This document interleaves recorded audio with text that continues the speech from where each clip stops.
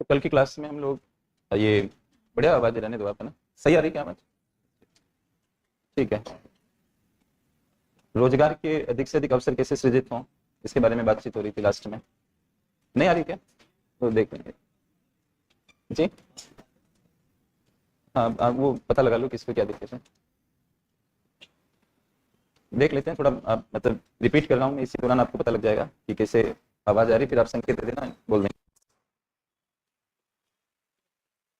तो 5 मोटे नीतिगत उपायों पर ध्यान देने की आवश्यकता है। उसमें एक तो इसमें सीक्वेंस होनी चाहिए। क्रमिकता का मतलब जानते होंगे आप, मतलब क्रम से करना किसी चीज को, पहले क्या आएगा बाद में क्या आएगा। जैसे आप किसी में भी प्रस्तावना सबसे पहले लिखते हो ना, और निष्कर्ष लास्ट में लिखते हो। और निष्कर्ष ऊपर नहीं लिख सकते हम, प्रस्तावना लास्ट में नहीं लिख सकते, क्रम है मतलब। तो क्रमिकता का पालन करना चाहिए। कौन सा पॉइंट नंबर 1 आएगा, कौन सा सेकंड आएगा, ये भी चुनाव आना चाहिए आपको। तभी आपकी प्राथमिकता का पता लगेगा कि आपको प्राथमिकता भी मालूम है या नहीं है। तो किसी भी देश में जीडीपी को बढ़ाने की जो बात है कि त्वरित गति से बढ़ाया जाना चाहिए, ये सबसे पहले लिखना है। ये नहीं कि कोई भी 5 पॉइंट याद करके चले गए और जो याद आ गया उसको वहां लिख दिया आपने। ऐसा नहीं होना चाहिए। जीडीपी को आप सबसे पहले लिखें ऊपर। पूरे देश का जो समष्टिगत आर्थिक वातावरण है ये जीडीपी में नजर आता है। जब तक समष्टिगत वातावरण ही सही नहीं होगा तो आप रोजगार की बात कैसे कर पाओगे। इससे पूरे देश का जीडीपी त्वरित गति से बढ़ना चाहिए। ये आपको लेखन कला तो सिखा रहा हूँ मैं आपका ध्यान कितना रहता है ये आप देखो, क्योंकि ध्यान भंग करके चलोगे तो कुछ नहीं हो पाएगा। तो मैं कई बार इस बात को कह चुका हूँ। तो आप शांत चित्त होके सारे जो डिस्ट्रक्शन है उनको हटा के आया करो क्लास में। जब इसमें यहाँ कदम रख देते हो उसके बाद दुनिया अलग है अब आपकी। आप इस दुनिया में नहीं हो, ऐसा सोच के क्लास में बैठो। अपने आप आपको वो मिल जाएगा जो आप चाहते हो। तपस्या करनी पड़ती है। रामचरितमानस में महादेव कह रहे हैं कि सब सृष्टि आधार तप भवानी, तप और संकल्प के लिए बोलते हैं। किसी चीज का आप संकल्प ही नहीं करोगे। पूजा पाठ में भी संकल्प होता है कि मैं ये व्रत करूंगा आज, मतलब ये संकल्प होता है। संकल्प नहीं होने पे ये लगता है कि टूट भी सकता है व्रत, हो जाएगा तो देख लेंगे, नहीं होगा तो भी ठीक है, ऐसे हो जाता है। लेकिन आप कोई जल लेके हाथ में संकल्प करते हो तो आप बंध जाते हो उससे। वो आपकी स्ट्रॉन्ग विल पावर को दिखाता है। हर जगह संकल्प का महत्व है। फिर केवल खाली संकल्प कर लिया और फिर कुछ नहीं किया तो इसका क्या अर्थ निकलता है। तो आपको तब करना चाहिए, मेहनत करनी चाहिए। और एक ही काम है आपकी जिंदगी का, वो ये है कि आपको पढ़ाई करनी है और इसी निमित्त मात्र आपको यहाँ भेजा है। तो हर चीज पे ध्यान दिया करो। हमारी तरफ से तो कोशिश होती है कि आपको ठीक से गाइडेंस करें। ये बताने की भी हमें क्या जरूरत है। आपकी क्लास की हालत देख के तो ऐसा लगता है कि ऐसी बातें नहीं बताएं तो भी ज्यादा बढ़िया है, क्योंकि आप तो हो हम में विश्वास करने वाले लोग हैं। तो आपको कोई महत्व तो है नहीं किसी चीज का कि आपके सामने हम बातें करते हैं ऐसी ज्ञान वाली, और वो केसर को मिट्टी में डालने जैसा हो जाता है। लेकिन ठीक है, हम अपना काम करेंगे, आप अपना काम करो। तो सीक्वेंस ध्यान रखो आप कि सबसे पहले क्या आएगा, सेकंड पे क्या आएगा, बाद में क्या आएगा, ऐसे ध्यान रखना है। जो सबसे महत्वपूर्ण बात है उसको लास्ट में लिखोगे और उस समय तक परीक्षा का धैर्य भी नहीं रहा तो आपके तो नंबर गए। और दूसरा वो ये भी समझेंगे कि ये बात तो ऊपर लिखनी थी, सबसे प्रायोरिटी की बात है, लास्ट में क्यों लिख रहे हैं। तो इस तरह से आप समझें इस बात को। तो जीडीपी पूरे देश का त्वरित गति से बढ़े, ऐसी आर्थिक नीतियों को हमें लागू करना ताकि ओवरऑल देश का वातावरण अच्छा हो। फिर आप उन क्षेत्रों की पहचान करिए जो रोजगार के अधिक अवसर सृजित करने की क्षमता रखते हैं। और जो पूरे देश की पॉलिसीज होती है वो जनरल होती है। हो सकता है मैं तो पढ़ाऊंगा आपकी क्लास को जनरलाइज्ड वे में, सभी स्टूडेंट्स को एक जैसा मान के तो पढ़ाता हूँ। लेकिन हो सकता है एक बच्चा को ऐसा बैठा हो जिसको इस अध्यापन प्रणाली से फायदा नहीं हो रहा हो, ऐसा भी हो सकता है। कोई ब्लाइंड बच्चा भी हो सकता है क्लास के अंदर। तो उसके लिए बोलना बहुत जरूरी होता है। जैसे कि मैं बोलता रहूंगा तो सुनता रहेगा और लिखता भी रहेगा। और कई बार बोर्ड पे हम कोई सेंटेंस लिख रहे हैं लेकिन वो लिखते जा रहे हैं लेकिन बोल नहीं रहा हूँ सपोज, तो उस बच्चे के लिए वो समस्या खड़ी हो सकती है। तो उस बच्चे के लिए स्पेसिफिक मुझे ध्यान रखना पड़ेगा, मतलब उसको ध्यान में रखकर मुझे अपनी क्लास को डिजाइन करना पड़ेगा, अगर मेरे से संभव है तो ठीक है, मैं लिख रहा हूँ तो मैं बोल भी सकता हूँ, इसमें क्या प्रॉब्लम हो सकती है। तो इस तरह से आप स्पेसिफिक भी होना पड़ता है। तो ऐसे सेक्टर्स जैसे आप रेपो रेट कम करते हो, कोई टैक्स में छूट देते हो, इस तरह की बातें हो सकता है कि कुछ लोगों को इसकी जरूरत ही ना हो, हैंडलूम और हैंडीक्राफ्ट को इसकी आवश्यकता ही ना हो, तो उनके लिए तो आपने कुछ नहीं किया और आपने पूरे देश वाली पॉलिसीज को लागू करके आप इस भरोसे बैठ गए कि देश में रोजगार का सृजन हो जाएगा। तो आपको क्षेत्र विशिष्ट नीतियों का अनुकरण भी करना चाहिए ताकि विशिष्ट क्षेत्रों को हम कैसे विकसित कर सकें। तो पहले बड़ा आ गया, फिर सेक्टर स्पेसिफिक आ गया। फिर कई लोग इस सारी स्थितियों का लाभ नहीं उठा पाते क्योंकि वो मेन स्ट्रीम इकोनॉमी से जुड़े हुए नहीं रहते। तो उनके लिए लक्ष्योन्मुखी कार्यक्रम चलाइए आयु और रोजगार के। फिर आप देखिए कि लोगों में कुशलता भी है या नहीं है, मतलब रोजगार के लिए कुशलता अपरिहार्य है, क्योंकि आप कुशल व्यक्ति नहीं होगा तो रोजगार देने का भी कोई तर्क सामने वाले के पास नहीं होगा। तो आप उनके व्यवसायिक कौशल वगैरह के विकास पर ध्यान दो और लेबर लॉज या अन्य कोई ऐसी समस्या है तो उनमें चेंज करो। इस तरह से वो उपाय आपको मैंने लिखाए थे। फिर मैं आपको निवेदन ये कर रहा था लास्ट में कि जो जटिल श्रम कानून है भारत के, वो बने इसलिए कि हम लेबर के हितों का संरक्षण कर सकें, लेकिन वही लेबर के हितों का संरक्षण करोगे ना जो आप एम्प्लॉयमेंट में है। और उनका इतना ज्यादा हमने कानून बना दिया इंडिया में कि एक फैक्ट्री के अंदर कितने पीकदान होंगे जिसमें थूक सकते हैं श्रमिक, उनकी संख्या भी बताई गई। अब मान लीजिए पीकदान 10 होने चाहिए, 7 ही है, और लेबर एनफोर्समेंट ऑफिसर आपके यहाँ चेक करने आ गया, वो चालान बना गया आपका कि 7 कैसे है, 10 होने चाहिए, और वेंटिलेशन कैसा है, बहुत सारे रूल्स बने हुए हैं। तो ये एक बैलेंस जो होना चाहिए, वो बैलेंस टूटा हुआ है हमारे देश के अंदर, जिसकी वजह से क्या होता है कि जो नए लोग भर्ती होते हैं उनको ठेके पे भर्ती कर लेते हैं, संविदा पे भर्ती कर लेते हैं, इस तरह से चलता है। तो अस्थायी रूप से नियुक्तियां करते हैं, उन्हीं से काम चलाते रहते हैं। आप प्राइवेट सेक्टर तो छोड़ दो, सरकारी क्षेत्र में भी अस्थायी नियुक्तियां होती है, स्कूलों में होती है, कॉलेजेस में होती है, उनको ऐसे लेटर पकड़ा देते हैं, वो काम करते रहते हैं। मेरे एक सर थे जिनसे मैंने इकोनॉमिक्स पढ़ा था, मतलब जब मैं पोस्ट ग्रेजुएशन करा था, राजस्थान यूनिवर्सिटी की बात है, मैंने वहीं से किया था। तो उसमें एक आदरणीय सतीश बत्रा सर थे जो हमें पढ़ाए थे। उनका बाद में मुझे पता लगा कि वो एडहॉक थे और 20 साल तक वो एडहॉक ही रहे। मतलब एडहॉक नियुक्तियां जो होती है, मतलब आपको 4 महीने का अपॉइंटमेंट लेटर मिल गया, फिर 4 महीने तक पढ़ाओ, फिर बाद में 1 दिन का गैप देके, 2 दिन का गैप देके, फिर वापस आपको 4 महीने का लेटर मिल गया। गैप इसलिए दिया जाता है कि वो क्लेम ना कर दे कि भाई हमारी सर्विस कंटिन्यूअस थी, तो बीच में 1-2 दिन का गैप देके फिर वापस लेटर, 4 महीने फिर निकल गए, फिर आगे का पता नहीं कि हमें अपॉइंटमेंट मिलेगा कि नहीं मिलेगा। ऐसे करते करते वो सर के 20 साल निकल गए वहां से, और वो एज बार हो गई, मतलब कि अब इनको अपॉइंटमेंट नहीं हो सकती। यहाँ सवाल इस बात का है कि सरकारी स्तर पे यूनिवर्सिटीज में भी 20-20 साल तक एक टीचर से आप एडहॉक पढ़ा रहे हो, तो ये क्यों पढ़ा रहे हो? जब 20 साल से एक आदमी काम कर रहा है, इसमें तो वैकेंसी थी वहां पे। एडहॉक अपॉइंटमेंट कब होते हैं? जब कोई पीएचडी करने चला जाता है, कोई लेडी है तो उसके बच्चा होने वाला है तो वो चली गई, इस तरह से एडहॉक अपॉइंटमेंट्स होते हैं कि भाई अभी नहीं है तो क्लास तो बंद नहीं रहेगी, किसी न किसी को अपॉइंट करेंगे। लेकिन 20 साल तक एक ही अध्यापक से एक ही डिपार्टमेंट में पढ़वाना और लगातार एडहॉक लेटर 20 साल तक देना, इस बात को प्रमाणित करता है कि वैकेंसी होते हुए भी हम एडहॉक से काम चलाना चाहते हैं और सामने वाले के बेनिफिट्स को रोकना चाहते हैं। राइट? तो इस तरह का क्यों हो गया भारत में? ऐसा क्या सिचुएशन बन गई? यूनिवर्सिटी वाले भी डरते हैं, चांसलर भी डरता है, वाइस चांसलर, और हेड ऑफ द डिपार्टमेंट भी डरता है कि भाई परमानेंट के लिए हम लिख के देंगे तो आपत्ति आएगी आगे से। जब एडहॉक से काम चल रहा है तो आप परमानेंट नियुक्ति की बात क्यों कर रहे हैं? क्योंकि लोगों को ऐसा लगता है कि एक बार परमानेंट कर दिया इसको, हमारे लिए ये प्रॉब्लम हो गई, अब इसके फंड्स वो करो, इसको टाइम टू टाइम डीए दो और इंक्रीमेंट करो, और फिर लास्ट में पेंशन भी दो और रहने के लिए भी दो, सारी समस्याएं आ जाएगी, फिर हॉलीडेज भी लेगा, क्लास भी पूरी नहीं लेगा, और ये सब चलेगा। तो आखिर ऐसा क्यों हुआ? क्योंकि यूनिवर्सिटी के को बहुत दिक्कत आती है जब एक परमानेंट व्यक्ति को निकाला जाता है, तो निकालने में पसीना छूट जाता है, बहुत मुश्किल होता है। सस्पेंड हो सकते हो, लेकिन ऐसे बर्खास्त परमानेंटली करना बड़ा मुश्किल है। 2-3 साल के लिए सस्पेंड कर दिया, फिर वापस लगवा लिया, ऐसा होता है। कोर्ट में केस लड़ते रहते हैं लोग। तो एक बैलेंस होना चाहिए। हम नहीं बता सकते इस क्लास में कि वो बैलेंस किस बिंदु पे बनेगा, ये हमारा काम नहीं है, गवर्नमेंट को समझना है। लेकिन हम ये जानते हैं कि भारत के श्रम कानून काफी जटिल है और वो एक समस्या खड़ी कर रहे हैं कि अस्थायी नियुक्तियों का मार्केट बना रहे हैं।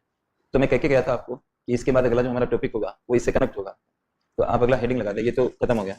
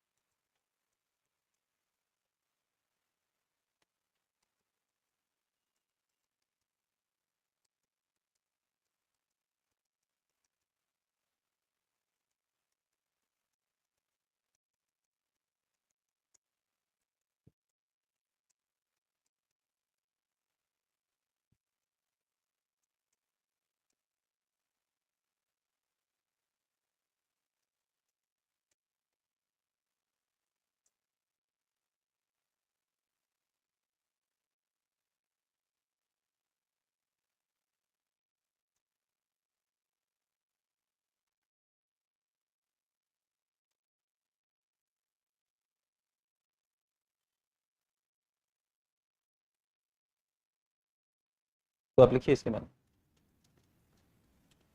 देखिए श्रम बाजार के अनौपचारिकरण, श्रम बाजार के अनौपचारिकरण की प्रक्रिया में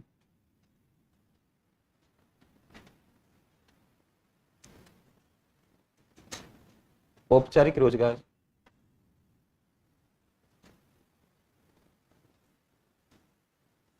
औपचारिक रोजगार धीरे धीरे अनौपचारिक अनौपचारिक रूप लेने लगते हैं, अनौपचारिक रूप लेने लगते हैं। पूर्ण विराम लगाइए।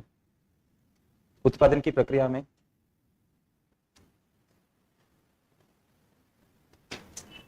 उत्पादन की प्रक्रिया में, ऐसे लिखो,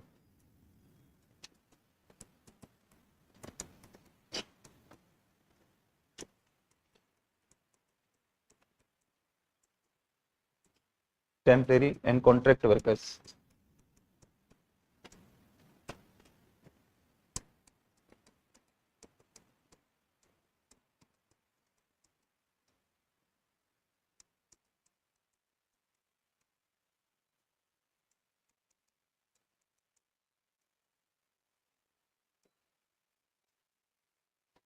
टेम्परेरी एंड कॉन्ट्रैक्ट वर्कर्स, जिसको आप हिंदी में इस तरह से बोलोगे, अस्थायी और संविदा कामगार। वर्कर्स को कामगार भी कहते हैं।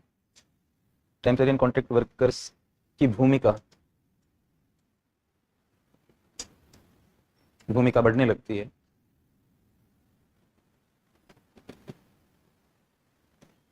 पैराग्राफ चेंज करिए। विश्व बैंक के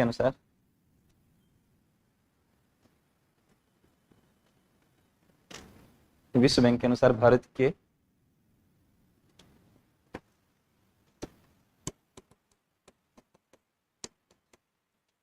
संगठित विनिर्माण क्षेत्र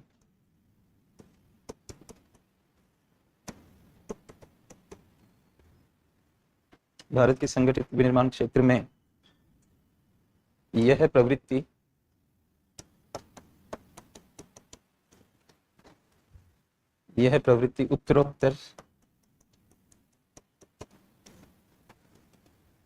उत्तरोत्तर बढ़ती जा रही है।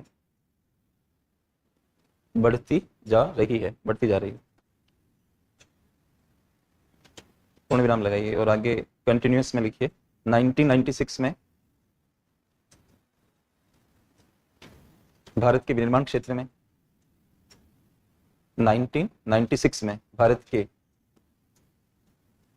विनिर्माण क्षेत्र में, ये लिखिए वापस, टेम्परेरी एंड कॉन्ट्रैक्ट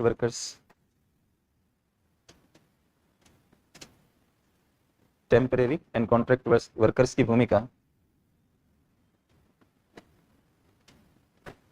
14% थी, 14%, जो 14% थी, जो 2011 में बढ़कर 2011 में बढ़कर 34% हो गई। पूर्ण विराम लगाइए। ये चिंता का विषय है। यह एक चिंता का विषय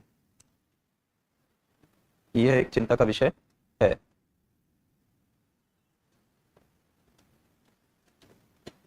पैराग्राफ बदलिए। भारत में इस स्थिति की उत्पत्ति के पीछे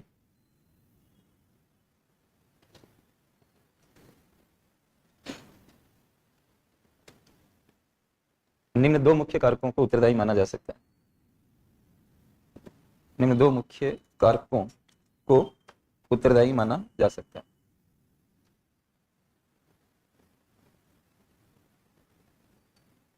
ये जो आप पढ़ रहे हो इस समय, ये आपको ऐसा लग रहा है कि हम एक टॉपिक पे लिख रहे हैं, ऐसा लग रहा है।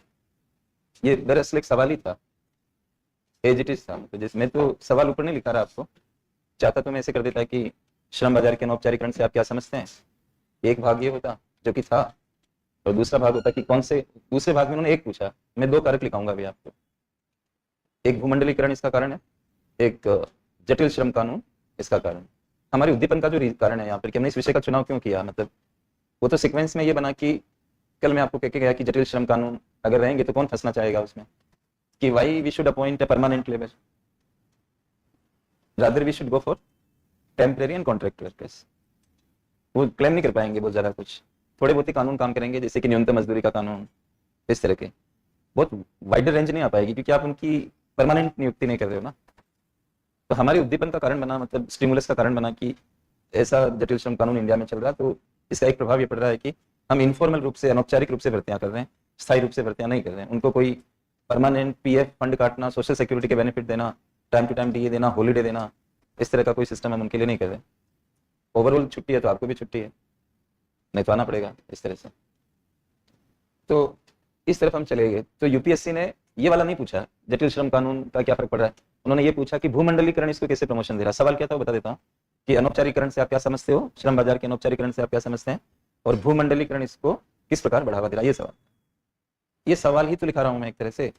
अभी सबसे पहले क्या लिखा है कि अनौपचारिकरण का मतलब सिखाया ना इसके अंदर, कि अनौपचारिकरण वह प्रक्रिया होती है, प्लस मैंने वर्ल्ड बैंक के डेटा आपको दे दिए, कोई ना कोई अथॉरिटी तो चाहिए, जो डेटा मिलेंगे वही तो देंगे, मतलब सर्वे इस तरह की चीजों के होते नहीं है आमतौर पे। तो हमारे पास जो नवीनतम डेटा वो 2011 का है, और वर्ल्ड बैंक ने 2018 की रिपोर्ट में बोला था, जो मैंने कल परसों उस रिपोर्ट का नाम लिखा था वहीं से लिया है मैंने, जनवरी 2018 में सिस्टमेटिक कंट्री डायग्नोस्टिक लिखवा रखा है, साभार उसी रिपोर्ट से मैंने इसको लिया है। हमें एक आइडिया देना है सामने वाले को कि 96 में 14% लोग थे टोटल में संगठित निर्माण क्षेत्र, असंगठित भी होता है, जैसे कई लोग कपड़ा बनाते रहते हैं गली कूचों में, क्या वो संगठित है? नहीं।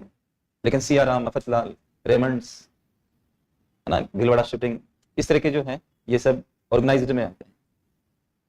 लेकिन कोई ऑर्गेनाइज्ड में है, रजिस्टर्ड फर्म है, सब कुछ चीजें, जीएसटी नंबर है, सारे सिस्टम, पीएफ वगैरह के भी अकाउंट नंबर होते हैं, वो सब है उनके पास, सब कुछ है।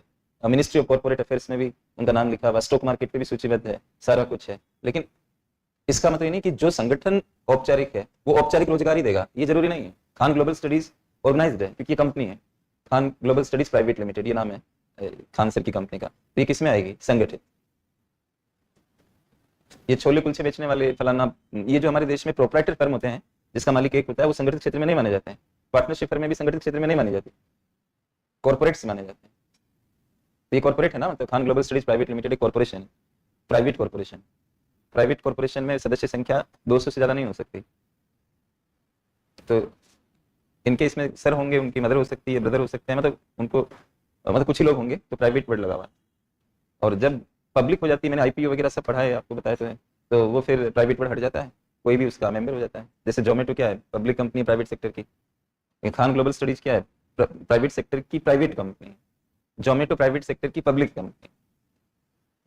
समझ रहे हैं आप? मतलब प्राइवेट सेक्टर में ही अगर कई सारे सदस्य बन सकते हो तो उसको हम प्राइवेट सेक्टर की कौन सी कंपनी कहेंगे? पब्लिक। और कुछ ही बन सकते हो और अपर लिमिट लगी हुई हो, जो कि 200 है अभी हमारे देश में, पहले 50 थी, 2013 का कंपनी अधिनियम जो आया उसमें 200 कर दिया है इसको। और इन जनरल इतने मेंबर नहीं होते हैं, फिर तो वो पब्लिक ही बना लेंगे। 200 मेंबर की कंपनियां भी होती है क्या प्राइवेट? मतलब पति पत्नी, 2 डायरेक्टर और शेयर होल्डर, ऐसे ही होता है। 4-5 हो जाएंगे, 7 हो जाएंगे, 200 कुल करना होगा तो फिर वो पब्लिक ही बना देंगे उसे, हमारे हिसाब से। बाकी सरकार ने तो कह रखा है कि 200 तक हो सकते हैं, राइट? अब आप समझें। तो अब जो ये चाय पिला रहे थे, चाय देके गए मुझे, इनकी एम्प्लॉयमेंट फॉर्मल है कि इनफॉर्मल? इनफॉर्मल। जबकि कंपनी फॉर्मल है। मैं भी इनफॉर्मल हूं, मेरी अपॉइंटमेंट भी इनफॉर्मल। मैं किस में आ रहा हूं?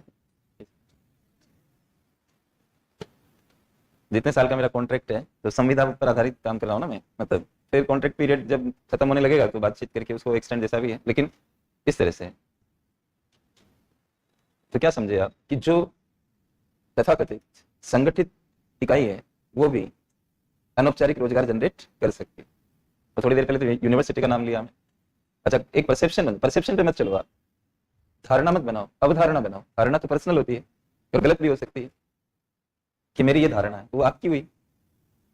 तो ऐसे एक परसेप्शन बन जाता है कि प्राइवेट सेक्टर ही ये काम करता है, प्राइवेट सेक्टर ही अनौपचारिक जॉब देता है। तो सरकार भी तो दे रही है। यूनिवर्सिटी कॉलेज में जो आप भर्तियां कर रहे हो कॉन्ट्रैक्ट पे, इवन एसडीएम तक 2-2 साल कॉन्ट्रैक्ट पे अपॉइंट किए जाते हैं, ऐसा भी सिचुएशन है कहीं कहीं पे। अब उनको करना क्या होता है? सरकार कम सैलरी देना चाहती है। स्कूल के अंदर जो व्याख्याता होते हैं उनको भी 2 साल की यूं जबरदस्ती में कॉन्ट्रैक्ट पीरियड चलाते हैं ताकि उनको कम पेमेंट देनी पड़े, फिर उनका फुल पेमेंट स्टार्ट होगा 2 साल बाद। मजबूरी में आदमी क्या करेगा? वो कॉन्ट्रैक्ट के रूप में उसको स्वीकार करना ही पड़ेगा। तो कुल मिला के अच्छा, जो संगठित है वो भी असंगठित या अनौपचारिक दे रहा है, और जो असंगठित खुद है तो उसका रोजगार तो असंगठित हो गई होगा। अब जैसे बाहर कोई ठेला लगा के छोले भटूरे बेच रहा है, उसके अंडर में 2 आदमी काम कर रहे हैं, तो छोले भटूरे वाला खुद असंगठित और अनौपचारिक है, और उसके अंडर में जो है वो तो अनौपचारिक ही होने, ऐसा भी है। ठीक है, तो 2 कारकों को उत्तरदायी माना जा सकता है, ये लिखा आपने इसमें। फर्स्ट लिखिए, लिखिए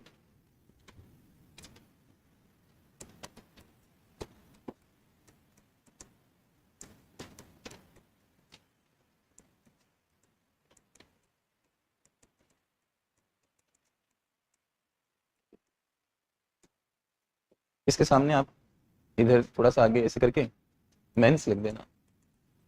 मेंस 2016 मैं ये पूछा था, और यहाँ से पैराग्राफ बदल के आप लिखो, ऐसे लिखो आप।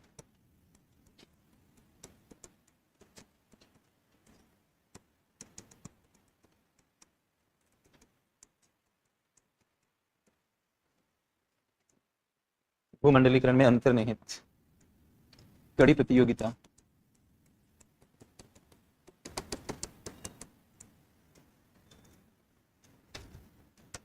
भूमंडलीकरण में अंतर्निहित कड़ी प्रतियोगिता का मुकाबला करने के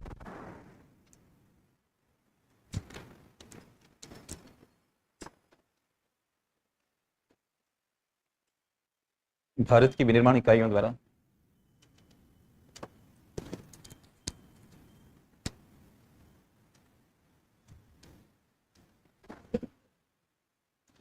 भारत की विनिर्माण इकाइयों द्वारा उत्पादन की लागत को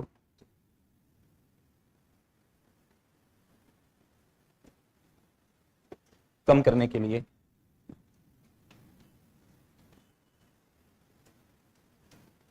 टेम्परेरी एंड कॉन्ट्रैक्ट वर्कर्स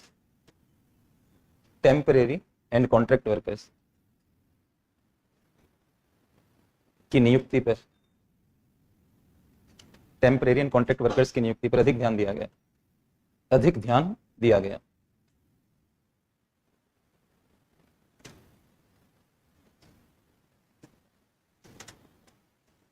तो भूमंडलीकरण में अंतर्निहित मतलब अंतर्निहित का मतलब इंप्लाइड। भूमंडलीकरण में एक प्रभाव क्या होता है कि प्रतियोगिता का स्तर बढ़ जाता है। ग्लोबलाइजेशन में आप बाकी की दुनिया के साथ ट्रेड में जुड़ते हो ना, तो ग्लोबलाइजेशन के भी अलग अलग लेवल्स होते हैं।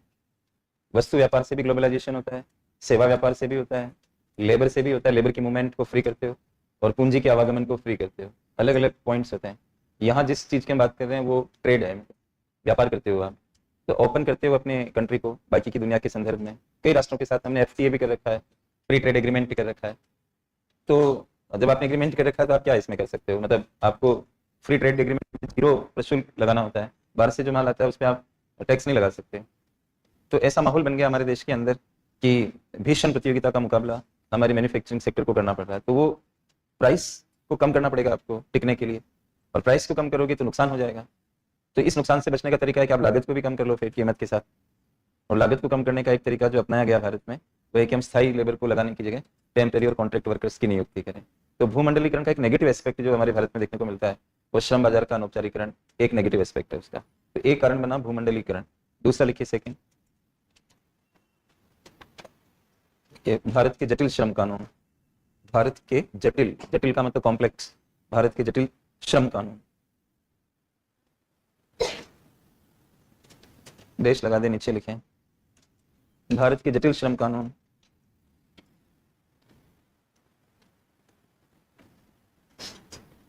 भारत के जटिल श्रम कानून लिखे हायर एंड फायर।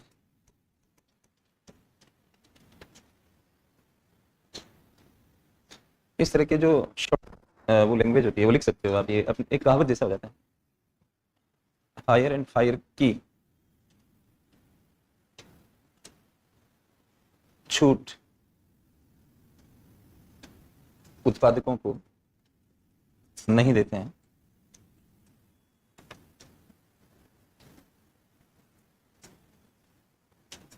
जिसके परिणाम स्वरूप उत्पादक टेम्परेरी एंड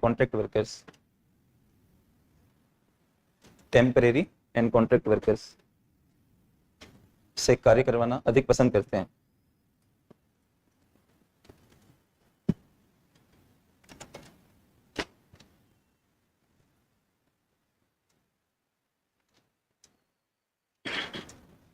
पैराग्राफ चेंज करिए। अनौपचारिकरण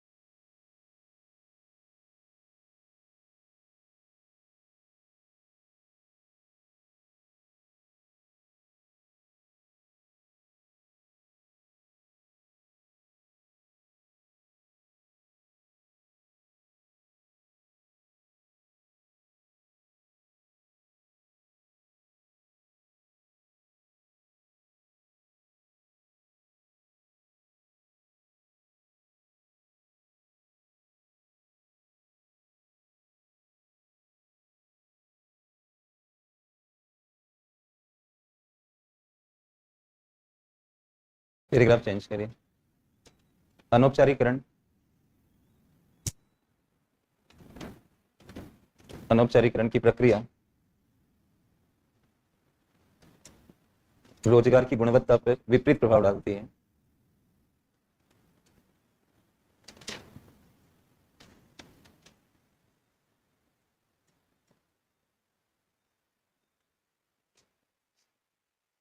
अतः जरूरी है कि, पूर्ण विराम लगा के लिखिए, अतः जरूरी है कि भारत के श्रम कानूनों में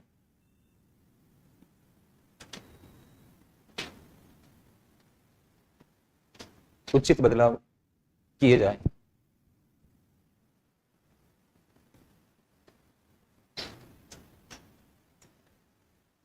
पैराग्राफ चेंज करिए। भारत भूमंडलीकरण की प्रक्रिया को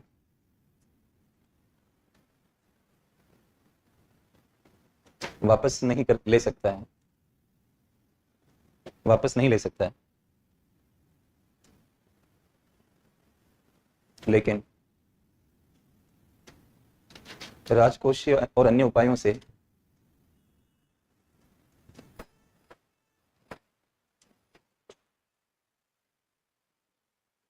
ब्रैकेट में लिखिए, जैसे कि विश्व स्तरीय इंफ्रा का निर्माण करना आदि, जैसे कि विश्व स्तरीय आधारभूत संरचना का निर्माण करना आदि।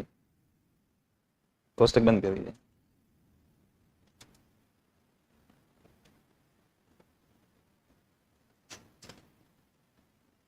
हमारी भाषा इस तरह से बह रही है कि राजकोषीय और अन्य उपाय, अन्यों का मैंने इशारा किया ब्रैकेट में। कई बार होता है ना परीक्षक के मन में अन्य क्या है, अन्य को मैं कैसे समझूं, या आप ही सोचो कि अन्य क्या है जो सर लिखा रहे हैं, तो इसलिए मैंने कोष्टक में लिखा दिया। सारी महाभारत वहां पर लिखने की जरूरत नहीं होती है। एग्जाम्पल 1-2 मेंस की इतना जगह नहीं होती कि ये वीर वो वीर सब लिख दो वहां पे क्या क्या। तो एक टॉप पॉइंट लिख दिया हमें, मैन्युफैक्चरिंग बिना इंफ्रास्ट्रक्चर के कैसे ग्रो करेगी, आप खुद ही बताइए। जटिल श्रम कानून आप ऊपर बता चुके हो, तो 2 मेजर इश्यूज हैं मैन्युफैक्चरिंग के सामने आज की तारीख में। श्रम कानून आसान कर दो और बढ़िया इंफ्रास्ट्रक्चर उपलब्ध करा दो। राजकोषीय उपाय आप बोल ही रहे हो। राजकोषीय का मतलब जो राजकोष से जुड़े हुए हैं, टैक्स में छूट देना हो, सब्सिडी देनी हो, इस तरह के। टैक्स में छूट दोगे तो क्या प्रभावित होता है, राजकोष। और सब्सिडी में छूट देते हो तो भी क्या, सब्सिडी देते हो तो भी क्या होता है, राजकोष। मॉनेटरी पॉलिसीज वगैरह तो उतनी ठीक ठाक टेम्परेरी, फिर आपको देश में इन्फ्लेशन भी देखना होता है कि ये थोड़ी की ब्याज दर कम कर दी और सब उद्योगपति आराम से सस्ती दरों पे लोन ले रहे हैं और मैन्युफैक्चरिंग बढ़ रही है। ये बात तो बढ़िया समझ में आ रही है, लेकिन आगे चलकर इन्फ्लेशन बढ़ गई, मुद्रास्फीति का स्तर बढ़ गया, सामान महंगे मिल रहे हैं, तो फिर क्या करोगे आप, फिर तो आपको देर से देर ब्याज दर बढ़ानी पड़ेगी। तो इस तरह के उपाय क्यों सजेस्ट कर रहे हो जिनका आज कल में कोई भरोसा ही नहीं है।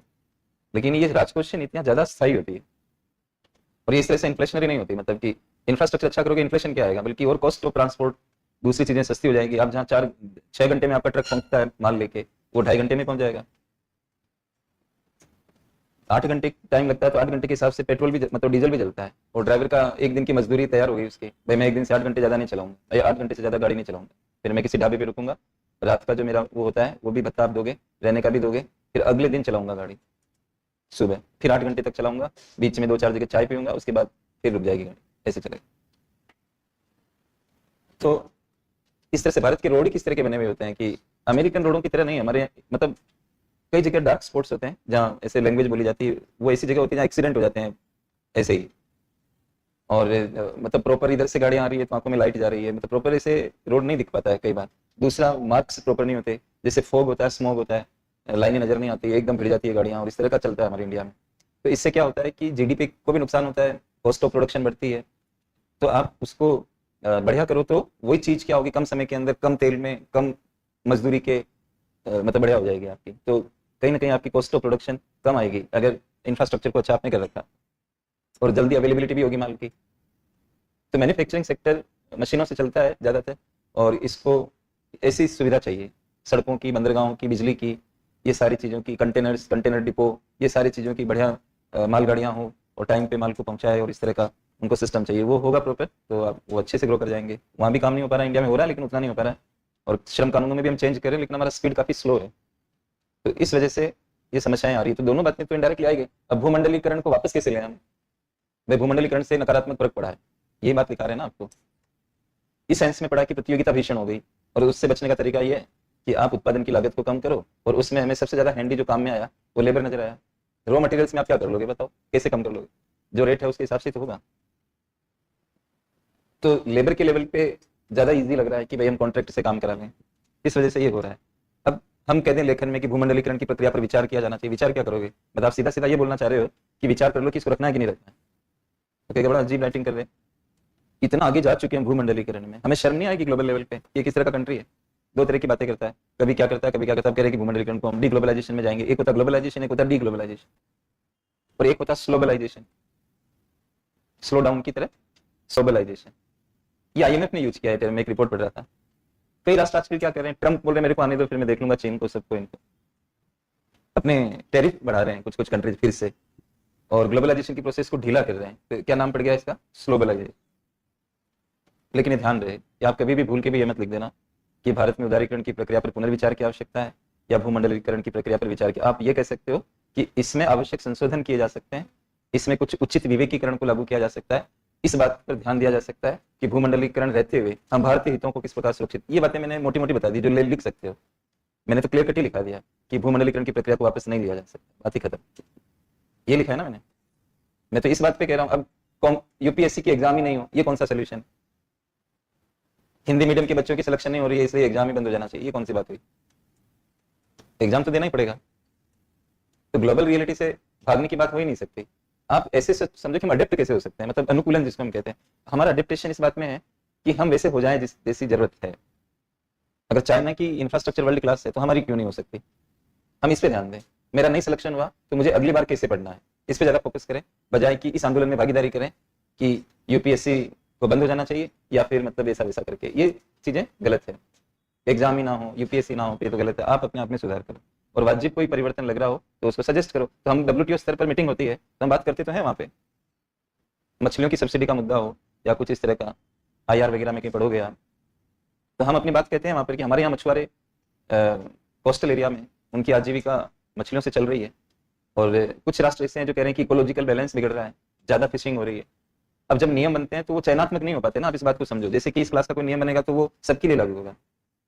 सोसाइटी का कोई भी रूल कुछ एक के लिए होता है, सबके लिए होता है। अब गांव के अंदर किसी सोसाइटी में निर्णय हुआ कि सबको 500-500 रुपए देने पड़ेंगे, समाज के भवन में कोई काम करना है तो देने पड़ेंगे भाई। जो आप चाहे रिक्शा चला रहे हो चाहे आप प्रोफेसर हो, इससे कोई मतलब नहीं। प्रोफेसर अपनी इच्छा से ज्यादा दे दे वो उसका मन है, लेकिन समाज में नियम तो एक ही जैसा लागू होगा कि हमें 500-500 पर घर आवश्यकता है तो आप 500-500 जमा करो। मैं गरीब हूं करके वहां नहीं चलेगा इस तरह से। समाज कह रहे कि हमारे समाज में धूम्रपान आज के बाद कोई नहीं करेगा, और करेगा तो फिर वो बाकी के घर उसके आने जाएंगे, तो वो नियम फिर लागू हो गया और सबके लिए है। तो हर मंगलवार को सुंदरकांड का पाठ होगा तो ये नियम लागू हो गया तो फिर जाना पड़ेगा आपको, एक घर से एक आदमी जाएगा। ऐसा हो गया हमारे समाज में, मतलब वर्ल्ड जैसे एक जगह पे तो मैंने देखा कि नियम ही है, लोग दाह संस्कार में जाना ही कम कर दिया, धीरे धीरे जाते नहीं, टाइम ही नहीं उनके पास, तो नियम बना दिया उन्होंने कि एक घर से एक आदमी, दो आदमी वहां पे। ये स्थिति आ गई समाज की। लेकिन वो नियम है तो है, नियम है तो है, आपके लिए उसमें कोई अलग से प्रोविजन नहीं होगा। और ये लॉ के लिए भी है, जो हम कहते हैं equality before law, article 14। Equal protection of law तो अलग है जो मैंने बताया आपको। इक्वलिटी बिफोर लॉ का मतलब ये कि आप क्राइम करोगे कोई भी हो जाए, आपके लिए क्यों छूट होगी अलग से? और वो छूटें जो बनाई गई है वो कुछ कॉन्स्टिट्यूशनल पदों के लिए उस तरह के कुछ है, मतलब तो आप अगर पद में हो तो आपको भी वो छूट मिल जाएगी। तो सब नियम एक ही जैसे होते हैं। तो आप ग्लोबल लेवल पे अपने लिए क्या अलग से मांग करोगे? वहां पे ओवरऑल नियमों में सुधार की बात करोगे ना कि ओवरऑल इसमें चेंज होना चाहिए, तो वो तो हम करते ही हैं, डब्ल्यूटीओ की मीटिंगें होती रहती है, वो वहाँ पे काम होता है। बाकी आप अपने घर में भी तैयारी रखो, क्या पता आपकी बात वहाँ पे ना माने, तो आप अपने घर पे तैयार तो रहो। तो वही बातें मैंने यहाँ पे लिखाई। ये लिखाना तो बहुत आसान है कि भूमंडलीकरण की प्रक्रिया से भारत पलट जाए, तो ये तो मुद्दे को ही दरकिनार करना हो गया। So I think you are now completely confident about कि ये टॉपिक आया तो हम कैसे इस पर जा सकते हैं। ये अनौपचारिकरण की प्रक्रिया है। क्रक्स में ऐसा होना चाहिए कि कोई कहे कि 5 मिनट बोलो, 5 मिनट बोल सकते हो, कोई कहे 50 शब्द में लिखो, 50 शब्द में लिख सकते हो, इस तरह से होना चाहिए। अब मैं अगले भाग में जाऊंगा। इसमें अगला हेडिंग लगाइए, ये तो हो गया।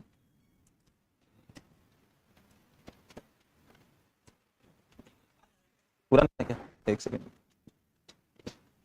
लेकिन राजकोषीय अन्य उपायों से ब्रैकेट के बाद लिखें। एक मिनट फिर दो यार, लैंग्वेज ऊपर से चेक करनी पड़ेगी मुझे। भारत भूमंडलीकरण की प्रक्रिया को वापस नहीं ले सकता, लेकिन राजकोषीय एवं अन्य उपायों से, आगे लिखिए, भारत अन्य उपायों से विनिर्माण, अन्य उपायों से विनिर्माण क्षेत्र में उभरती हुई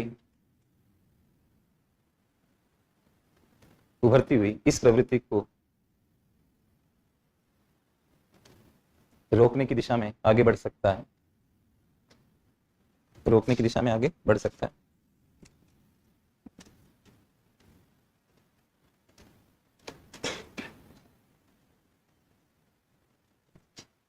अब अगला हेडिंग लगा दो।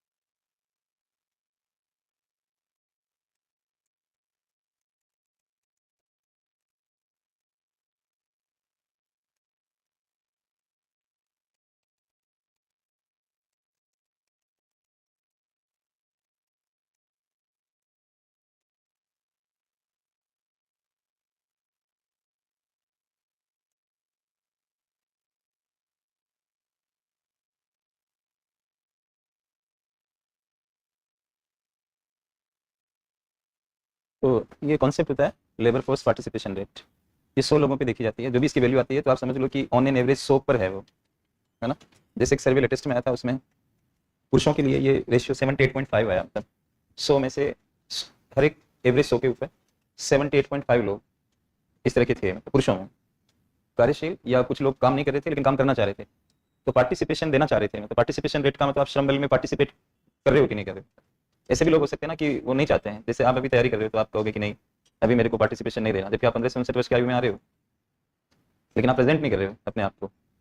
ऐसे ऐसे कई महिलाएं होती है जो घर का काम करती है और घर में ही रहना पसंद करती है, और घर कोई उनको वो मतलब अपनी ओर से डिमांड नहीं करती उस चीज़ की। तो लेबर फोर्स पार्टिसिपेशन रेट में वो महिलाएं नहीं आएगी जो अपने आप को मतलब इच्छा प्रकट नहीं कर रही। इसमें दो तरह के लोग जुड़ते हैं आपस में। मैंने ये लिखा, यहाँ पे बीच में प्लस लगा दो आप, ऐसे प्रति 100 लोगों पर ये कितने, समझाता हूँ आपको फिर से, एक बार प्लस लगा दो बीच में।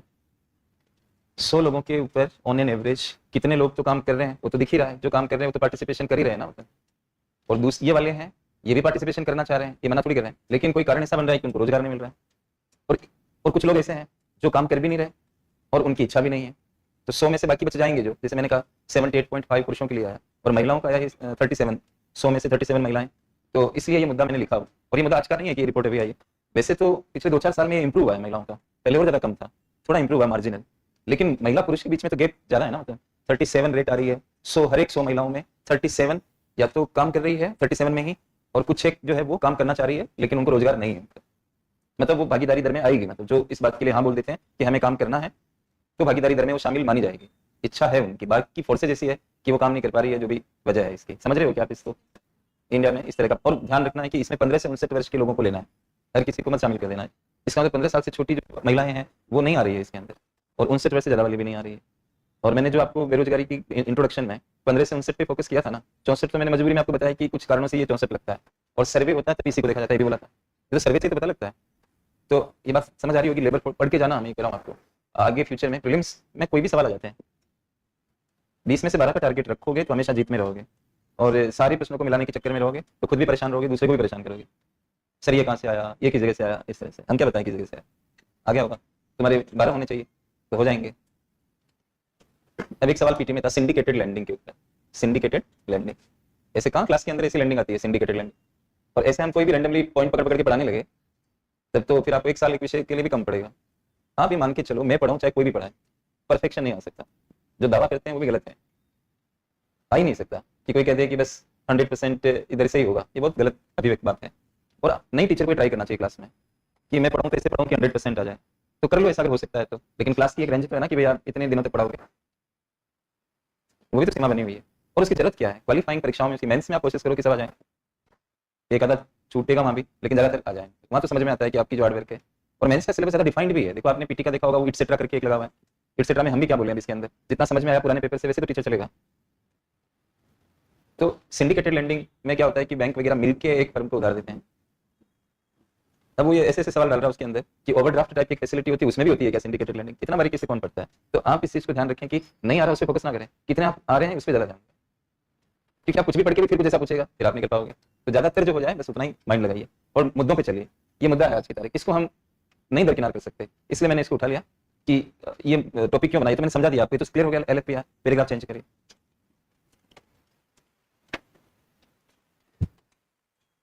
देखिए भारत में महिलाओं की LFPR पुरुषों की तुलना में काफी कम है, पुरुषों की तुलना में काफी कम है।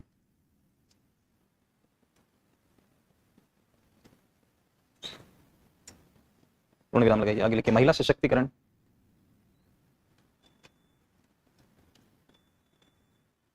महिला सशक्तिकरण की दृष्टि से इसके इसके महत्वपूर्ण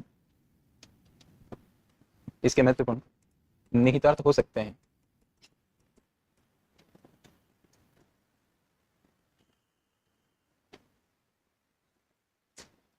विश्व बैंक द्वारा भी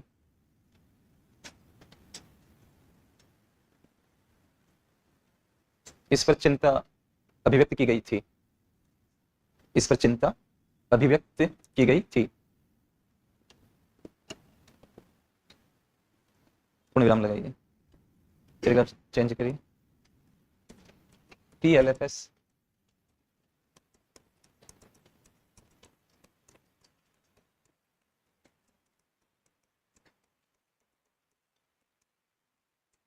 PLFS 2022-23 के अनुसार,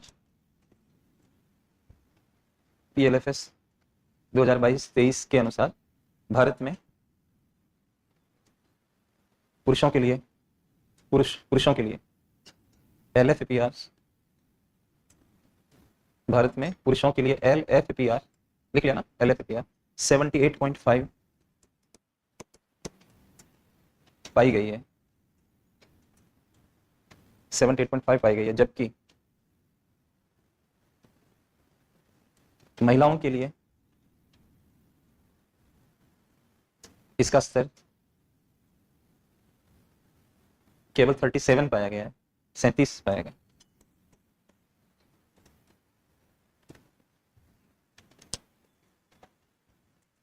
और ये जब आपके निबंध, मैंने आपको कहा ना निबंध, आप निबंध पे पैसे खर्च करना आपकी मर्जी हो तो कर लेना, बाकी जरूरत नहीं है। लेकिन लोगों की वही परसेप्शन, मैं ये क्लास करूंगा तो मेरा होगा नहीं, तो बहुत जरूरी है इस तरह से। बाकी जो ये सोशियो इकोनॉमिक्स के टॉपिक्स हैं, यही आपको अमर्त्य सेन सर का जो विचार मैंने आपको शेयर किया, ये तो आपको पता नहीं कितनी नया पार लगा सकता है कई सारी जगहों पे। स्वतंत्र वही हो सकता है जो क्षमतावान है, ये अपने आप देख लेना, किसी दिन वो निबंध आ जाएगा इस लाइन पे। मैं एक लाइन बोला करता था, मुझे पता नहीं लगा कि बाद में उसमें निबंध भी आ गया, या फिलोसफी में सवाल आया, वो कहीं एक लड़का मेरे को बता कि concepts are empty without facts and facts are blind without concepts, ये मैं बोला करता था क्लास। वो एज इट इज उठा के यूपीएससी ने उसके ऊपर या तो निबंध पूछा या फिलोसफी में कोई क्वेश्चन बनाया, और मैं इसलिए बोलता था इसको कि मैं इकोनॉमिक्स में कॉन्सेप्ट और फैक्ट की भूमिका बताने के लिए कि concepts are empty without facts, ये टॉपिक ले लो। LFPR मैंने बता दिया आपको कि क्या होता है, ये हो गया कॉन्सेप्ट। अब मैंने बताया नहीं कि भारत में पुरुषों का कितना है और महिलाओं का कितना है, तो वो खालीपन रहेगा, आपको कॉन्सेप्ट तो पढ़ ली, भरा नहीं, उसको एम्प्टीनेस रहेगा। तथ्यों से भरा होता है कॉन्सेप्ट का। आप जीडीपी तो समझ गए, लेकिन भारत का जीडीपी कितना है आपको पता ही नहीं, और संबंधित अध्यापक ने आपको बताया नहीं, तो कुछ कुछ ऐसी कमी सी छूट रहेगी, अंदर फील होगी। भगवान का कॉन्सेप्ट आज भी खाली है, क्योंकि हमने प्रभु को देखा ही नहीं, कोई वास्ता हुआ ही नहीं, हम ऐसे युग में पैदा हुए ही नहीं जहाँ दशावतार हुए, मतलब उस तरह के टाइम में हम पैदा नहीं हुए, ऐसे ओतप्रोत नहीं हुए आमने सामने। तो आज भी हम डाउटफुली चल रहे हैं कि ये सत्ता है भी कि नहीं है। तो तथ्य भी तो होने चाहिए, मतलब ये है। और दूसरी बात क्या है कि facts are blind without concepts. अब मैंने कह दिया कि LFR 78 है, आपने दिमाग लगाया और आपने कोई आयु का ध्यान नहीं रखा और सारी पॉपुलेशन पे उसको आरोपित कर दिया। हमारी जनसंख्या का इतना भाग जो पुरुष है, सारे जनसंख्या में शामिल, उसमें 78 लोग काम करें, पुरुष में कौन, मतलब मेल चाइल्ड को भी शामिल कर दिया आपने। बात हो रही है 15 से 59 वालों की। उसके लिए WPR होता है, वर्कर पॉपुलेशन रेशियो अलग होता है, जिसमें वर्कर पॉपुलेशन, मैं वर्कर पॉपुलेशन की बात कर रहा हूँ या मैं पॉपुलेशन के खास सेगमेंट की बात कर रहा हूँ, एक खास सेगमेंट की जो 15 से 59 वर्ष की आयु से संबंध रखता है।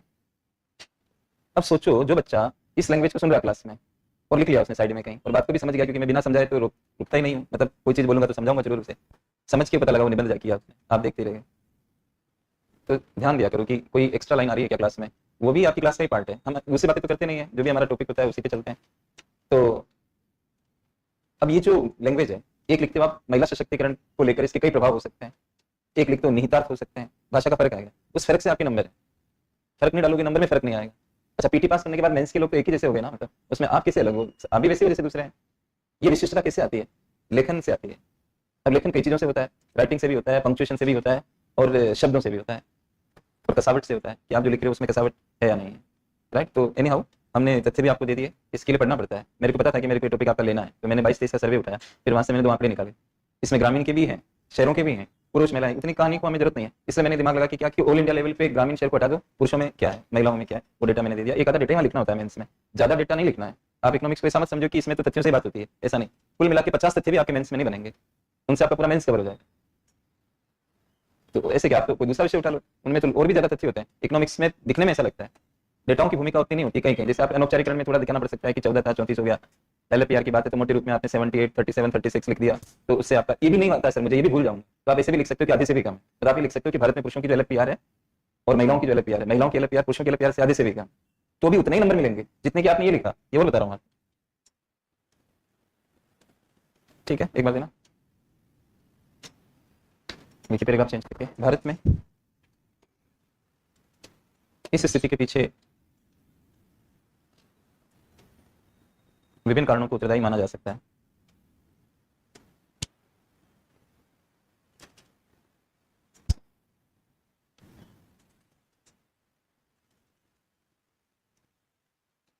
बच्चे ने शायद यहाँ पे सवाल रखा था, सर जिस कंपनी का शेयर खरीदा जा सकता हो वो सभी कंपनी प्राइवेट, ऐसा कुछ लिखा है, ये पब्लिक कंपनी है, समझ नहीं पा रहा हूँ। लेकिन आप ये सोचो, ये जो स्टॉक मार्केट पे अवेलेबल शेयर्स होते हैं वो पब्लिक कंपनी के होते हैं, प्राइवेट सेक्टर की पब्लिक कंपनी थी, जो IPO लेके आ गई, FPO लेके आ गई। जैसे जोमेटो पहले प्राइवेट सेक्टर की प्राइवेट कंपनी थी, दीपेंद्र गोयल जी का नाम आपने सुना ही होगा, आजकल अखबार में आते रहते हैं। तो उन्होंने मतलब फिर इसका IPO निकाला, मतलब जो जरूरी परमिशन होते हैं वो लेने पड़ते हैं, सेबी से पूछना पड़ता है, उनकी जो कंडीशंस होती है वो बतानी पड़ती है आपको, फिर ये समझाना पड़ता है कि आपकी कंपनी का वैल्यूएशन क्या है, कितने हजार करोड़ की कंपनी मान रहे हो, और फिर आप एक शेयर कितने का निकालोगे, क्या उसका अंकित मूल्य होगा, ये सारी, और मात्रा क्या होगी, ये सब चीज़ों को लेकर जब वो आपको अनुमति दे देते हैं तो आप अखबार में विज्ञापन निकाल के जनता के सामने ला सकते हो कि ये हमारी कंपनी का IPO है और इसका एक इक्विटी 10 रुपये का है, जैसा भी है, और इतनी इक्विटीज़ है, ये आवेदन की अंतिम तिथि है, और इच्छुक निवेशक इसमें भागीदारी कर सकते हैं। इस तरह से करके उसका विज्ञापन आता है, फिर वो लोग खरीद लेते हैं, फिर कंपनी छटनी करती है, भाई जितने शेयर बेचना चाह रही है उससे ज़्यादा के भी तो आवेदन आ सकते हैं ना, वो भरते हैं ना कि आपको कितना चाहिए। अब सारों ने ज़्यादा भर दिया उतना तो उसको बेचना भी नहीं है, तो उसमें आवंटन करेंगे वो बैठ के, जैसे भी आवंटन की प्रक्रिया होगी आपको पता लग जाएगा, कंपनी सूचना दे देगी आपको कि आपको इतने शेयर हमने दे दिए। अगर आपका पैसा बचा रह जाता है, क्योंकि आपको कम, आप जितने के आवेदन करें उसके हिसाब से जमा कराना होता है, उन्होंने आधे दिए आपको तो आधा पैसा वापस करना है, वापस मिल जाता है। पहली बात तो कंपनी के पास पैसा जाता ही नहीं है, एक बैंक में जमा होता है, तो बैंक फिर जितना अलॉटमेंट होता है कंपनी को दे देता है और बाकी आपको दे देता है, उस पैसे को ब्लॉक कर देता है बैंक में, जब तक की प्रक्रिया पूरी ना हो जाए वो पैसा ब्लॉक हो जाता है। फिर कंपनी को जितना देना उतना देगा, बाकी आपको दे देगा बैंक। IPO जैसे क्लोज हुआ और प्रक्रिया समाप्त हुई, उसके बाद वो बैंक ओपन कर देता है उसको, कंपनी को कंपनी का, आपको आपका। और डीमेट अकाउंट मैंने आपको पढ़ाया था, उस अकाउंट के अंदर वो दिख जाएगा बाद में कि आपका ये शेयर्स हैं, डिजिट में दिख जाएगा, जोमेटो के 100 शेयर्स हैं तो 100 दिखेगा। फिर वो कंपनी वहाँ पे वो करा देगी, लिस्ट में नाम लिखवाएगी, शेयर मार्केट की जो लेन देन की लिस्ट होती है उसमें नाम लिखाएगी, नाम लिखाते ही आप अपना शेयर बेच सकते हो जब चाहो तब, इलेक्ट्रॉनिक सिस्टम से लिंक हो जाता है। राइट, ये तो हुआ पब्लिक कंपनियों का। और प्राइवेट कंपनी भी शेयर बेच सकती है अपने, वो किसी से बात कर ले, पब्लिक नहीं होता है वो, स्टॉक मार्केट में नहीं होता है। जैसे मेरी कंपनी है तो मैंने किसी को कहा कि मेरे पास पैसे की कमी है, आपको भी मैं वो कर देता हूँ, 200 तक की लिमिट है, मैं पत्नी और मैं इसके वो हूँ, है शेयर होल्डर, आपको भी शेयर बेच देते हैं, बताओ कितने का लोगे, ऐसे करके आप उसको शामिल कर लो, पेमेंट कर देगा आपको, तो बेच दिया आपने। वो इंडिविजुअल लेन देन होता है, मतलब 1 to 1 आप किसी से बात करके, स्टॉक मार्केट पे नहीं होता। ये जो सवाल भेजा था किसी ने, फिर नाराज हो जाएंगे कि सर ने हमारे प्रश्न का उत्तर ही नहीं दिया, इसलिए मैंने कहा। वैसे तो आपकी क्लास बहुत शांत है इस मामले में। तो कारण क्या क्या है उसमें, फर्स्ट लिखिए आप, लैंग्वेज सेट है ना, हाँ फर्स्ट लिखो आप। ये देखा गया है कि भारत में युवा महिलाओं में शिक्षा के प्रति अभिरुचि बढ़ी है।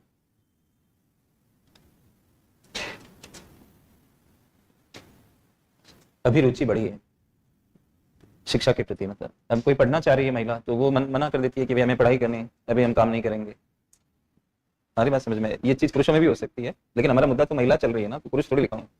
कोई भी जो हम महिलाएं हैं, बहुत सारी युवा महिलाएं, वो पढ़ाई करना चाह रही है, एमए वगैरह आगे लो, इस तरह का कुछ, तो वो पार्टिसिपेशन नहीं दे रही, मतलब इच्छुक भी नहीं है और नहीं वो काम कर। एक कारण ये वाला बन रहा है। दूसरा लिखिए सेकंड, ग्रामीण क्षेत्रों में मनरेगा योजना का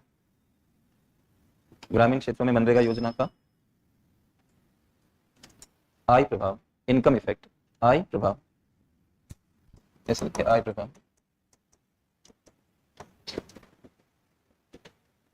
ऐसा देखा गया मतलब रिसर्च में कि इनकम बढ़ती है फैमिली की तो महिलाएं लेबर फोर्स से बाहर हो जाती है, फिर ज्यादा काम करना पसंद नहीं करती फैमिली की इनकम बढ़ने पे। तो ये भी देखा गया कि भारत में मनरेगा के कारण ग्रामीण इलाकों के अंदर इनकम बढ़ी, तो कहीं ना कहीं महिलाएं लेबर फोर्स से बाहर हुई है। तो मनरेगा का सकारात्मक इनकम इफेक्ट भी इसका एक कारण बताया गया है। तीसरा लिखिए, कई प्रकार की सामाजिक बाधाएं, समाज भी मोबिलिटी में प्रॉब्लम क्रिएट करता है ना, मतलब आप जाओगे तो लोग कुछ कहेंगे, इस तरह का कुछ, या आपका कुछ सिस्टम ही ऐसा है। हमारे परिवार में तो कोई नहीं जाता, महिलाएं काम करती नहीं है, इस तरह के भी लोग बोलते हैं। हमारी जाति ऐसी है, हमारा फलाना ही ऐसी चीज है कि इसमें महिलाएं काम नहीं कर सकती, तो ये सामाजिक समस्या बाधा हो गई एक तरह से। अगला लिखिए चौथा, सामाजिक उत्तरदायित्व है।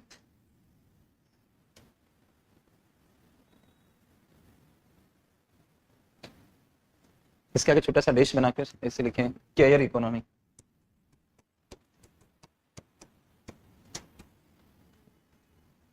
महिलाओं की जो ज्यादातर दायित्व है वो देखभाल से रिलेटेड है, अपने घर पे हस्बैंड का ध्यान रखना, बच्चों का ध्यान रखना, और माता पिता है तो उनका ख्याल रखना, केयर से रिलेटेड, छोटा बेबी है तो उसको देखना, इस तरह के, और पशु का ध्यान भी रखना, इस तरह। तो ये केयर, और पिछले साल के मेंस में आया था, ये 22 या 23 के मेंस में पूछा था कि केयर इकोनॉमी जो है उसको हम कैसे बदल सकते हैं मॉनेटरी इकोनॉमी के अंदर महिलाओं को लेकर। केयर इकोनॉमी की रिपोर्टिंग नहीं होती है, आप ऐसे समझो इस बात को कि एक महिला बच्चा पालती है, जीडीपी में रिपोर्ट नहीं होगा, लेकिन वही महिला अपने बच्चे को किसी क्रैच में, मतलब किसी सामने कोई ऐसा चला रहा है, केयर टेकिंग होम है, उसको दे देती है, वो सर्विस हो गई, सर्विस जनरेट हो गई, और वो जीडीपी की रिपोर्टिंग में आ जाता है। एक सिग्निफिकेंट पार्ट है इकोनॉमी का जो महिलाएं चला रही है, लेकिन वैल्यूएशन और मार्केटाइज, वो सर्विस मार्केटाइज नहीं होने की वजह से उनकी रिपोर्टिंग नहीं होती। इस मुद्दे पे यूपीएससी ने सवाल पूछ लिया कि किन तरीकों से हम ऐसा कर सकते हैं कि केयर इकोनॉमी को कन्वर्ट कर दें हम मोनेटाइज्ड इकोनॉमी के अंदर। मोनेटाइज मतलब वो मनी में कन्वर्ट हो जाए, कैसा पूछा था। और केयर इकोनॉमी मोनेटाइज नहीं हो पाती है, तो अगर हम उसको मोनेटाइज कर दें तो महिला सशक्तिकरण पर भी फर्क पड़ेगा, और उनको हम ऐसा नहीं समझेंगे कि देश में इनकी तो कोई भूमिका नहीं है, मतलब ऐसा हो जाता है ना कि घर चलाने में ये तो केवल बस मेंटेनेंस कर रही है, ऐसा जो विचार आता है। तो आप महिलाओं को उन जैसे कौशल है उनका, जैसे लालन पालन करने का कौशल है, तो आप उनको प्रमोट करो कि तुम ये होम्स खोलो चाइल्ड केयर के, तो वो केयर की जो टैलेंट है वो कन्वर्ट हो जाएगी मनी के अंदर, मोनेटाइज हो गया, इसी तरह की चीज। और आपको मैं एक दिन तो बोला ही था, कल परसों एक बार कहा था कि यूरोप में अगर आप वो ध्यान नहीं रखते बच्चों का तो उठा के ले जाते हैं, वहां आंदोलन हो रहा है इस चीज का कि वो वहां की गवर्नमेंट उठा के ले गई। ये लिस्बन पता कहाँ की बात है मैं भूल गया, तो लीड्स की बात है, लीड्स में आंदोलन हुआ। मैं बड़ा अचंभित हुआ कि आज तो क्लास में बोला ही था, और ये अगले दिन ये न्यूज है। वो बच्चे ग्रो नहीं हो पा रहे तो गवर्नमेंट बच्चों को उठा के वो होम्स में ले गई, बोले तुम माता पिता नहीं हो, तुम इसका ध्यान ही नहीं रख रहे, और वो माता पिता जो है वो प्रोटेस्ट कर रहे हैं लीड्स के अंदर। क्लास आपको कब समझ आएगी प्रॉपर, नहीं तो आप डाउटफुली रहोगे, अरे यार ऐसा तो नहीं होना चाहिए, ऐसा थोड़ी होता है, इस तरह की बातें। यूरोप में ऐसा होता है, ऐसे सोचने लोगे, जब अखबार पढ़ोगे तो फिर वगैरह सही कह रहे थे। और फिर आपका ज्ञान भी बढ़ जाएगा, कॉन्सेप्ट फैक्ट से भर जाएगी, कॉन्सेप्ट फैक्ट से भर जाएगी। और फैक्ट कहाँ से मिलेंगे? अखबार से, वो हम नहीं पढ़ते सर। अगला पॉइंट लिखो। हाँ, चौथा है तो पांचवा कर दो, और तीसरा है तो चौथा कर दो। अगला पॉइंट लिखिए। अगला पॉइंट मेरी तरफ से, अगला पॉइंट, नियमित, नियमित और अल्पकालिक, नियमित और अल्पकालिक। इस अल्पकालिक को समझाने के लिए इंग्लिश में लिखो पार्ट टाइम। पार्ट टाइम कहते हैं ना, पार्ट टाइम जॉब चाहिए, पार्ट टाइम, PART, पार्ट, फिर स्पेस देके टाइम लिख दो, पार्ट टाइम। नियमित और अल्पकालिक रोजगार के, पोस्ट के बाद लिखिए, रोजगार के अवसरों का पर्याप्त सृजन नहीं होना।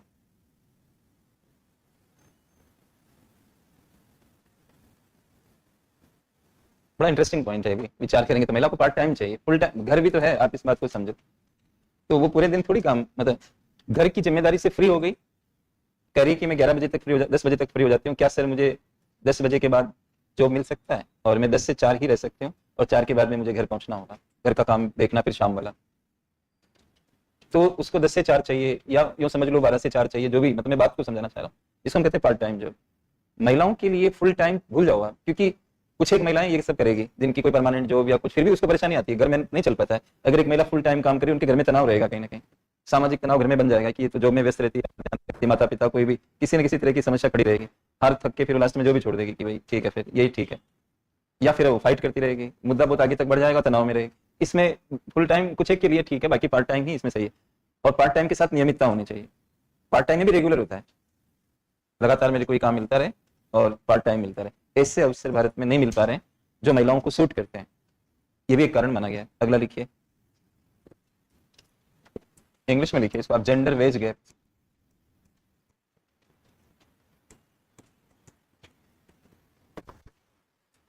जेंडर वेज गैप, इसका ठीक ठाक हिंदी में अभिव्यक्ति नहीं हो सकती, लेकिन ये ऐसे सटीक दिखता है इंग्लिश में। तो जेंडर के हिसाब से वेज गैप, अभी तो बीच में बहुत सारे रिसर्च आए, ILO वगैरह बहुत सारी रिपोर्ट्स आई, आपने पढ़ी हो, तो भारत में बहुत ज्यादा है ये gender veg gap. Same company के अंदर महिला पुरुष की वेतन में, मजदूरियों में डिफरेंस नजर आता है, पुरुषों को ज्यादा मिलता है, महिलाओं को कम मिलता है।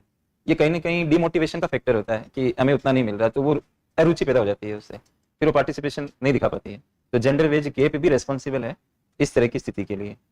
अगला लिखिए, अगला आप ही लिखिए, कृषि का मशीनीकरण।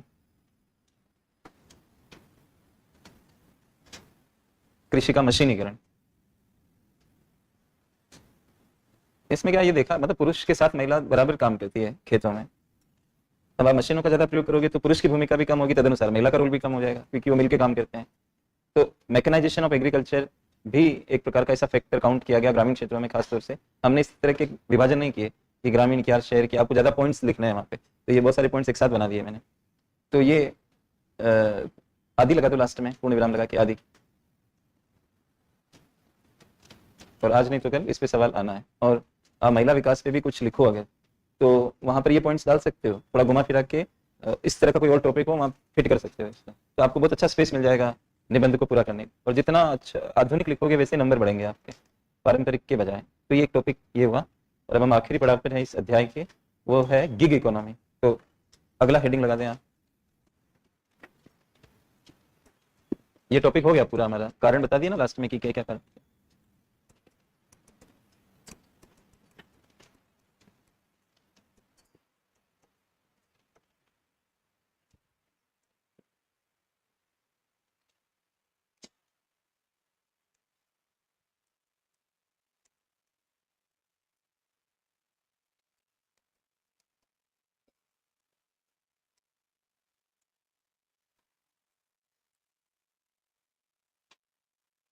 और ये ध्यान रखिए कि ये प्रस्तावना और ये सब हम क्लास में लगा रहे हैं, वहाँ हेडिंग मत लगा देना प्रस्तावना का। मैंने कई बच्चों को देखा तो हेडिंग लगाते हैं, फिर लास्ट में लिखते हैं आगे की राह। मैंने कहा है, ये एक ऐसा ढल्ला पकड़ लिया सबने, ये इकोनॉमिक सर्वे में आता था, वे फॉरवर्ड करके सबने नकल करी, सबने, एक ने यूज किया तो दूसरा का मैं कहाँ पीछे रहूं, तो वो भी आगे करा। मतलब करंट की मैगजीन आती है तो उसमें ये वो आगे की रहा, हर जगह आगे की रहा। मैंने कहा यार ये तो एक रोबोट की तरह काम कर रहे हैं, इस तरह से मत लिखो, बड़ा अजीब सा लगता है आगे की रहा। मतलब आप ऐसे प्रस्तावना नहीं लिखना, पैराग्राफ चेंज करके जो भी लिखना प्रस्तावना लिखो, फिर मेन लिखो, लास्ट में निष्कर्ष भी, हेडिंग नहीं लगानी, पैराग्राफ चेंज करके जो कहना हो कह दो, कंक्लूजन।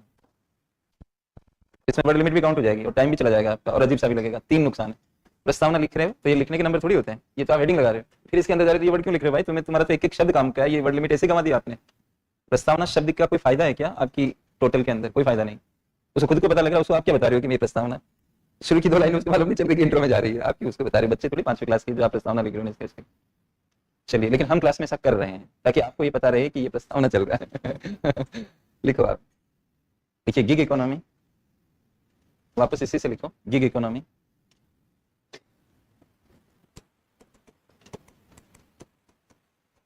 अर्थव्यवस्था का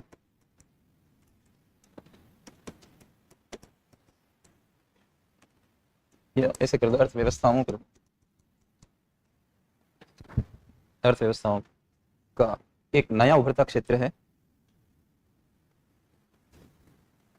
अर्थव्यवस्थाओं का एक नया उभरता क्षेत्र है जिसमें लोग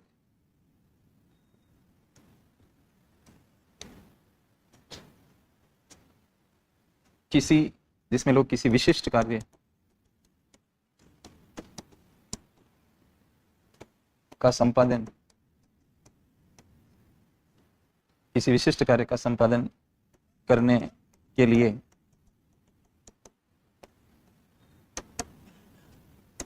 थोड़ा इंग्लिश में लिखना पड़ेगा, फ्रीलांस,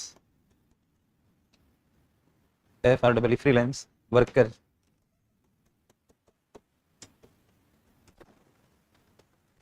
के रूप में कार्य करते हैं। जैसे कि किसी खाद्य पदार्थ को डिलीवर करना, डिलीवर में ऐसे लिख सकते हो हिंदी देवनागरी में,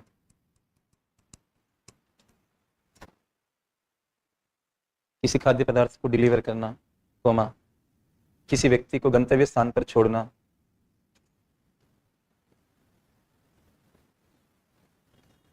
गंतव्य स्थान पर छोड़ना, कोमा किसी इलेक्ट्रॉनिक वस्तु को ठीक करना,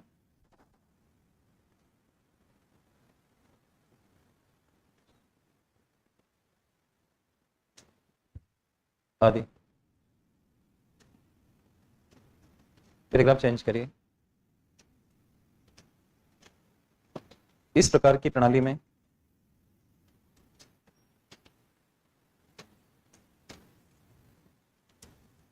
ऐसे लिखिए, नियोक्ता, इंग्लिश में भी लिख लो आप स्पष्टता के लिए, एम्प्लॉयर तथा नियुक्त यानी कि एम्प्लॉई, नियोक्ता तथा नियुक्त के मध्य कोई स्थायी संबंध नहीं होता है। नियोक्ता और नियुक्त के मध्य कोई स्थायी संबंध नहीं होता है, जैसा कि पारंपरिक रूप से देखने को मिलता है।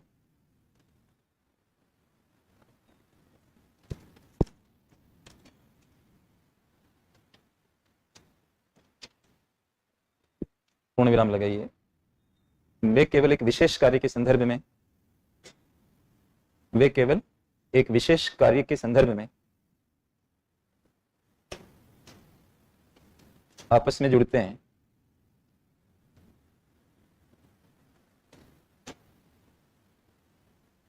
और कार्य संपादन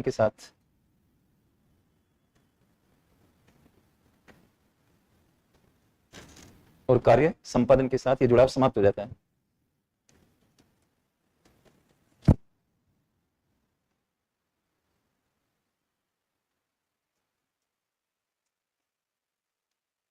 पैराग्राफ चेंज करिए।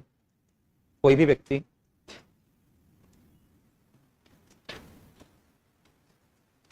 इस प्रकार के कार्य को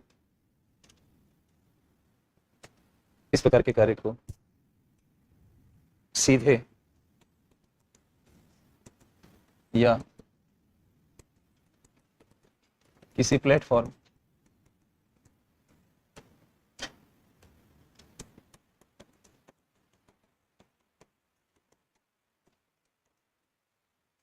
जैसे कि जोमेटो वाली,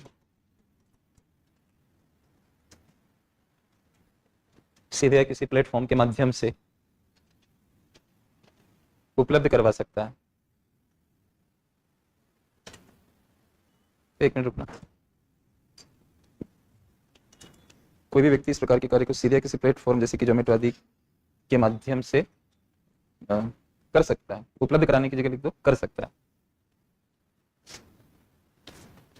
मतलब सीधा भी जैसे अपने फोन नंबर दे दिए ऐसे करके भी हो जाता है, या किसी प्लेटफॉर्म का इस्तेमाल करके भी कर सकते। पैराग्राफ बदलिए। इस प्रकार का कार्य करने वालों को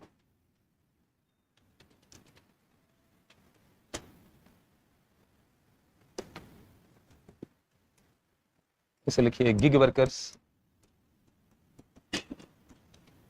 platform workers,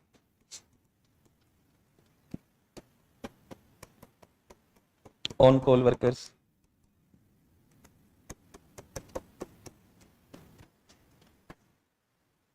gig workers, platform workers, on call workers आदि नामों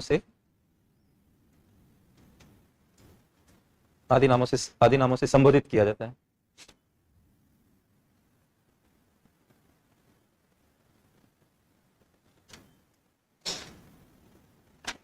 ये प्रस्तावना था एक तरह से।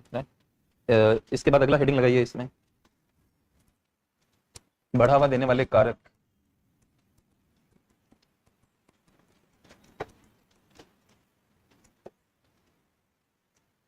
बढ़ावा देने वाले कारक मतलब कौन कौन से कारक या कारण है जिससे इसको बढ़ावा मिल रहा है।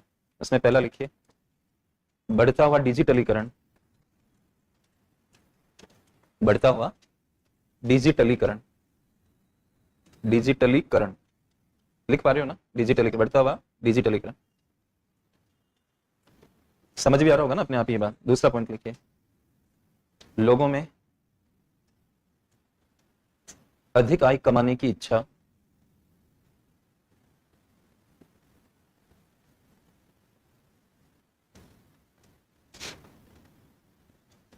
भाई इसमें तो आप जब आपकी मर्जी हो, मान लो आप पढ़ाई कर रहे हो, क्लास छुट्टी, फ्री हो गए, आपको ऐसा लग रहा है आपके पास बाइक भी है, तो आपने उनसे रजिस्ट्रेशन करा रखा है, तो आप अपना 2-4 घंटे के लिए आपको लगा कि काम ही कर लेते हैं। तो मतलब मुख्य गतिविधि को कॉम्प्रोमाइज किए बिना ये कर सकते हैं। कोई मतलब मान लीजिए गवर्नमेंट सर्वेंट है, क्लर्क है कहीं, शाम को ओला उबर से, वो तो कई सारे एग्जांपल बन जाएंगे ना। जोमेटो तो मैं एक को पसंद करता हूँ ना कि एक दिया मामला खत्म, ऐसे सारे वहां पे लिखोगे तो स्पेस कंज्यूम हो जाएगा। और इस अभ्यास को क्लास में करेंगे तभी तो वहां भी काम करेगा। अब यहाँ मैं आपको 20 बातें पोस्टक में लिखाऊं और फिर साथ में कहूँ कि एक लिखना वहां पे, तो दिक्कत है ना। मतलब ओला उबर भी तो उसी कैटेगरी में आएंगे। तो कोई फ्री होके अपनी गाड़ी भी है उसके पास, लॉग इन कर लिया, गाड़ी चला, जब मर्जी की, घर से फोन आ गया कि चलाती रहोगे क्या गाड़ी, घर नहीं आओ, बस आ ही रहा हूँ सवारी छोड़ के, इधर की सवारी मिल जाए मुझे अपने घर वाली साइड की, तो दोनों काम हो जाएंगे। वो घर वहां पहुंचा, लॉग आउट करके एक कप चाय पिलाओ। और इससे अगला लिखिए अधिक आय कमानी हो तो ये करना पड़ेगा। तो दो पॉइंट हो गए। तीसरा लिखो नियोक्ताओं में, जो एम्प्लॉयर होते हैं, नियोक्ताओं में लागत को कम करने की इच्छा।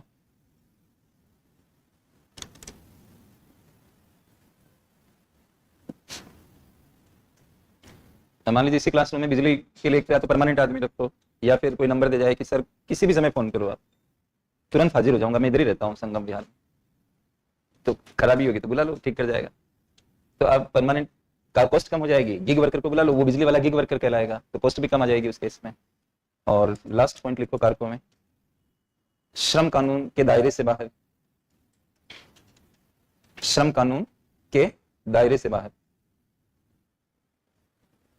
वो वर्कर के लिए आपको कुछ थोड़ी ना करना है, वो इलेक्ट्रिशियन को कुछ भी हो जाए, इससे यहाँ की जो ऑर्गेनाइजेशन है उसको क्या लेना देना। भाई वो तो यहाँ का काम करने आ रहा है ना, करके चला गया, परमानेंट नियुक्ति थोड़ी है उसकी। तो लेबर कानून से बचना है तो गिग वर्कर से काम करा लो। तो ये भी तो टेंडेंसी, डिमांड सप्लाई, कोई भी सेक्टर तभी बढ़ सकता है जब डिमांड सप्लाई दोनों ग्रो। गिग वर्क की डिमांड साइड भी तो होनी चाहिए। जो ज्यादा कमाना चाहता है सप्लाई कर रहा है अपनी, डिमांड कौन करेगा? वही समझ रहे हैं ना।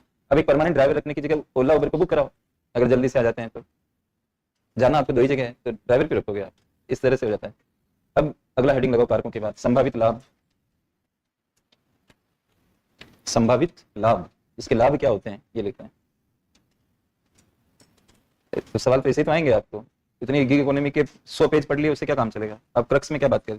तो पहला लाभ लिखो, 2 लाभ हैं इसके। लिखिए मुख्य आर्थिक गतिविधि, मुख्य आर्थिक गतिविधि को जारी रखते हुए, मुख्य आर्थिक गतिविधि को जारी रखते हुए अतिरिक्त आय का अर्जन किया जा सकता है। अतिरिक्त आय का अर्जन, अर्जन को ऐसे लिखें, अर्जन किया जा सकता है, अर्न किया जा सकता है, राइट। और दूसरा पॉइंट लिखिए, रोजगार में लोचशीलता, फ्लेक्सिबिलिटी। रोजगार में लोचशीलता, अर्थ में बताऊंगा आपको, पहले लिख लो आप। रोजगार में लोचशीलता, नहीं लिखने में आ रहा तो ऐसे लिखो, पूर्ण विराम लगा दें लास्ट में, लोचशीलता पूर्ण विराम। जब आप चाहो तब, अब ऑफिस से आ गए, अब लॉगिन कर लो, मैडम ने फोन कर दिया, लॉग आउट कर दो। लोचशीलता है इसमें, जब आपकी इच्छा। कोई कह रहा है भाई बिजली के, मैं नहीं आ सकता अभी, लंच का टाइम है मेरा, मैं 2 से 4 के बीच में कभी आ सकता हूँ, देख लो आपको बुलाना है, तो लोचशीलता है इसके अंदर। अब अगला हेडिंग लगाइए, चुनौतियां।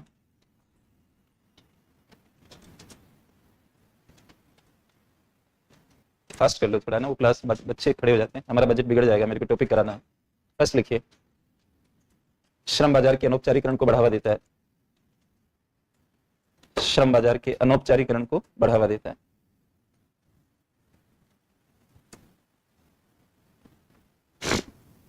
ये सारे गिग वर्कर, ये कोई फॉर्मल है, इनफॉर्मल है सारे। दूसरा लिखिए, शहरी क्षेत्रों में अधिक सीमित, शहरी क्षेत्रों, गांव में थोड़ी चलते हैं ज्यादा ओला उबर इस तरह के, शहरी क्षेत्रों में अधिक सीमित, लिमिटेड है शहरी क्षेत्रों में, गांव नहीं इसमें फायदा उठा पाएंगे। और तीसरा लिखिए, सुरक्षा संबंधी चिंताएं,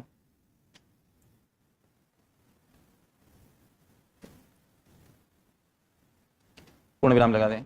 कई तरह के आरोप लगा देते हैं इनके ऊपर, मारपीट भी कर देते हैं, इस तरह का हो जाता है, तो ये इश्यू है इसके अंदर। ये तो चुनौतियां हैं। एक छोटा और हेडिंग लगाओ, महिलाओं पर प्रभाव, महिलाओं पर प्रभाव।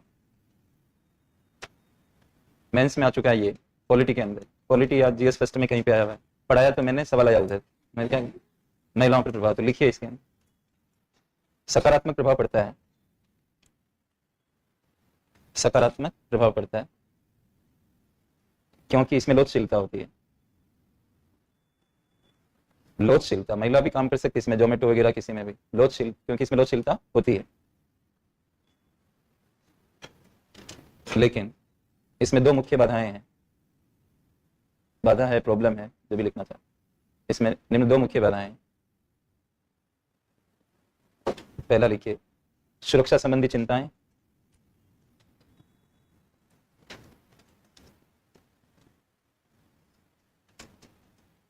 और दूसरा लिखिए, महिलाओं की इंटरनेट एक्सेस कम है।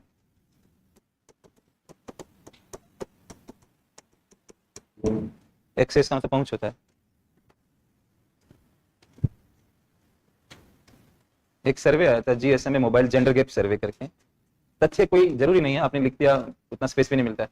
25% महिलाओं के पास स्मार्टफोन, मतलब इंटरनेट का एक्सेस स्मार्टफोन देगा भाई, उसको लॉगिन या कुछ ऐसा करना है तो ये आपका बेरोजगारी से रिलेटेड चैप्टर है। फिर मिलते हैं दोस्तों, थैंक यू।